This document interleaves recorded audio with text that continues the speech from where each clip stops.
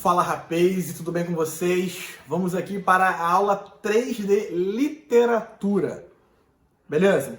O título da aula é Classicismo. O que é uma coisa clássica? Você pode dizer assim, pô, fulano gosta de um filme clássico. O que é filme clássico? Aqueles filmes ruins, na década de 40, sabe? Que ganha Oscar e que ninguém gosta de ver. Não, tô zoando. Quando você fala em clássico, você pensa aquilo que é antigo, né? Na verdade, aquilo que é antigo ou tradicional. Então, o classicismo tem a ver com um resgate a coisas antigas, lá da antiguidade clássica. Olha aí que interessante. Vamos ver aqui algumas coisas sobre o contexto histórico. Lembrando, estamos falando aqui de arte em Portugal, tá? Daqui para frente, ou mais para frente, a gente vai falar sobre a literatura brasileira, mais especificamente, tá?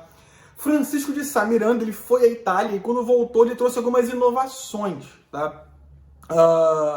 Como o soneto, aquela divisão lá em 2 quartetos, 2 tercetos. Isso começou na Itália, né? O soneto petrarquiano ou italiano. Então essa divisão foi aprendida por Francisco de Sá Miranda, que trouxe para Portugal essas inovações, né? Então no campo da literatura portuguesa, dos poemas, isso é uma inovação importante. O principal nome do classicismo português é Luís Vaz de Camões. Vamos falar mais um pouquinho sobre ele daqui a pouco.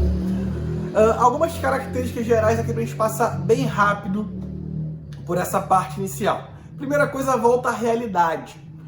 Então aqui o foco está na razão e não na idealização, como acontecia em tempos anteriores, tá? A mitologia greco-romana ela é valorizada, por isso a volta, né, à antiguidade clássica. Então, em detrimento da cultura cristã, da representação cristã, a gente vai ter aí a volta à antiguidade clássica. Então, a referência a deuses, por exemplo. E o racionalismo, né, a razão como principal parâmetro para se observar e interpretar a realidade. Então, essas são características pontuais para o classicismo. Trouxe 2 obras de arte aqui, um quadro e uma escultura para a gente analisar. Esse aqui é o casal Arnolfini, uma pintura que pertence ao classicismo, porque ele está valorizando a figura do homem, os relacionamentos humanos.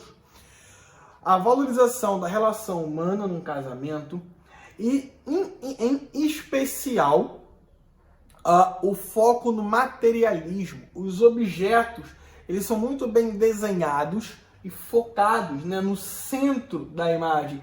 O espelho, a luminária, até mesmo o chinelo aparecendo no chão.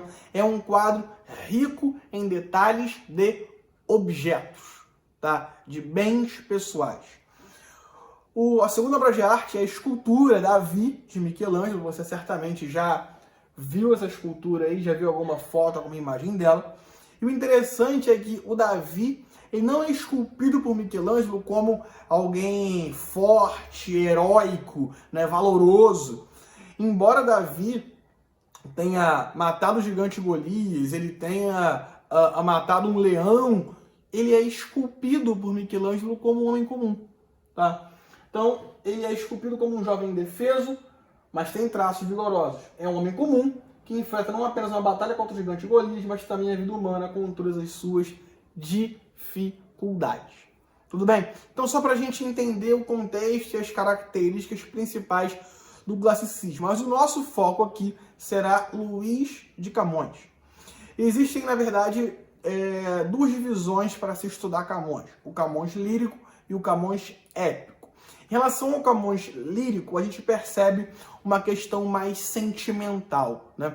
Em que a realidade ela está subjugada pelo pensamento, pela idealização, pela ideia, né? É o sensível, a submissão do sensível ao inteligível. Então essa é uma característica aí. Também o conflito entre o amor espiritualizado e o amor carnal. Trouxe aqui um exemplo da lírica camoniana, que é esse soneto. Eu vou ler aqui com vocês, preste atenção que a gente vai pontuando aqui algumas características, tá? De vós me parto a vida e em tal mudança, Sinto vivo da morte o sentimento, não sei para que é ter contentamento, se mais há de perder quem mais alcança. Mas dou-vos esta firme segurança, que posto que me mate o meu tormento, pelas águas do eterno esquecimento, segura passará a minha lembrança. Fala assim, pô, muito bonito, só que eu não entendi nada, né? O que ele está dizendo aqui? Em primeiro lugar, você percebe que tem um conflito, né? Ele fala deixa eu ver aqui, vivo, morte, esquecimento e lembrança, palavras que remetem a um conflito que existe nele, de fato existe, tá? Esse conflito, na verdade, é uma ideia de que o relacionamento dele terminou, por algum motivo, e ele fica nessa questão de guardar a lembrança, a memória da pessoa amada ou não. E você percebe, principalmente na segunda estrofe, que ainda que tudo indique que ele vai esquecer, ele diz que vai continuar cultivando sua lembrança. Ele diz, posto que, né, ainda que me mate o meu tormento, pelas águas do eterno esquecimento, segura passará minha lembrança. Então, ainda que tudo me leve ao esquecimento, né, venha as águas do esquecimento, a nossa vida é assim, a gente esquece das coisas mesmo, mas segura vai ficar a minha lembrança da pessoa amada. E na terceira estrofe ele fala assim, antes, sem vós, meus olhos se entristeçam, que com coisa outra alguma se contentem, antes os esqueçais que vos esqueçam. Então, ele tem uma tristeza, né? A tristeza o faz ter desejo de buscar o esquecimento. Ele está triste porque o relacionamento acabou. Ele está triste. Existe uma tristeza aí por causa do amor, ou da falta de um amor, ou de um amor que não é mais acessível, enfim. Então, há uma tristeza. Essa tristeza leva a crer que ele vai se esquecer. Para passar essa tristeza, eu tô triste, cara, eu vou esquecer. Você terminou seu relacionamento, você pega um pote de sorvete, fica vendo a sessão da tarde para tentar esquecer. Mas o que ele está dizendo aqui é mais do que isso. Olha a última estrofe. Antes, nesta lembrança, se atormentem. Cara, eu prefiro passar pelo tormento, pela dificuldade, pela tristeza, mas eu vou lembrar. Eu não vou esquecer dela, não. Que com o esquecimento desmereçam a glória que em sofrer tal pena sentem. Sentir a tristeza desse sofrimento é, na verdade, uma pena gloriosa, necessária para ele, que lembra da pessoa amada. Então, na verdade, a lembrança causa dor, mas ele prefere se lembrar e sentir dor do que esquecer e tocar a vida dele. Logo você percebe que existe o que então? A exaltação do sofrimento na lembrança em detrimento do saudável esquecimento. Esquecer é saudável, mas ele prefere não esquecer para lembrar e sofrer. Ele prefere isso. Esse é o sentimento dele. Tá? É por isso que a razão para ele, né, o racional, ele está abaixo do sensível, daquilo que sente. Essa é a lírica camoniana. E o exemplo agora do Camões épico, na verdade, assim, antes de ver o exemplo aqui, as características. Ele é ufanista, extremamente nacionalista, exaltando a pátria. Os Lusíadas de Camões é uma narrativa que valoriza os feitos das grandes navegações dos portugueses, em especial a viagem de Vasco da Gama às Índias, valorizando.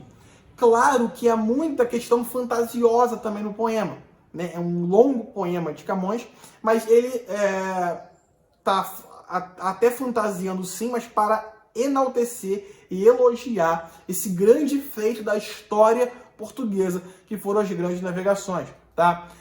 Valorizando então a razão, porque está valorizando o homem que chegou e foi e conquistou, tá? Um navegador, um homem que pensou, que conseguiu alcançar os seus objetivos. Olha esse trecho de Os Lusíadas.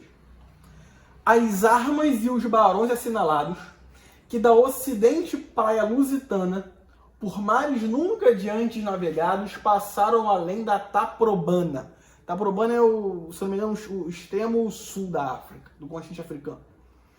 Em perigos e guerras esforçados, mais do que prometia a força humana, e entre gente remota edificaram o novo reino que tanto sublimaram. É uma exaltação a esse feito. Então, assim, lá nas Índias, né, o novo reino foi criado. Isso é prova, então, da valorização do homem, do ser humano que superou as dificuldades para alcançar seus objetivos. E só o comecinho aqui da segunda estrofe, olha só. Cessem do sábio grego e do troiano as navegações grandes que fizeram. Cale-se de Alexandre e de Trajano a fama das vitórias que tiveram. Ele está falando o seguinte, ó, essas conquistas aí da Grécia Antiga, esses povos todos que eles conquistaram, tiveram um império maravilhoso, isso é fichinha. O reino que Portugal está estabelecendo agora é muito maior que isso. Esquece isso aí, ó, essas conquistas aí que você estuda na Grécia Antiga, na Roma Antiga, os imperadores, esquece. Por quê? Que eu canto o peito ilustre lusitano, português, a quem Netuno e Marte obedeceram, cesse tudo o que a musa antiga canta. Tudo isso que vocês cantaram antigamente aí, esquece. Que outro valor mais alto se levanta. Então aqui as grandes conquistas da antiguidade são inferiorizadas pela grandeza das novas conquistas do povo português. Entenderam isso? Então, modesto, né? Era pouca coisa. Então, Camões está simplesmente valorizando todo o trabalho dos navegadores portugueses. Logo, ele está valorizando a sua nação. Por isso tem um caráter fortemente ufanista, nacionalista. Estamos falando do classicismo português. Tá bom, gente? Então, ficamos por aqui. Essa foi a nossa aula sobre classicismo. Estudem, façam exercícios, tenham bons estudos e uma ótima semana. Tchau!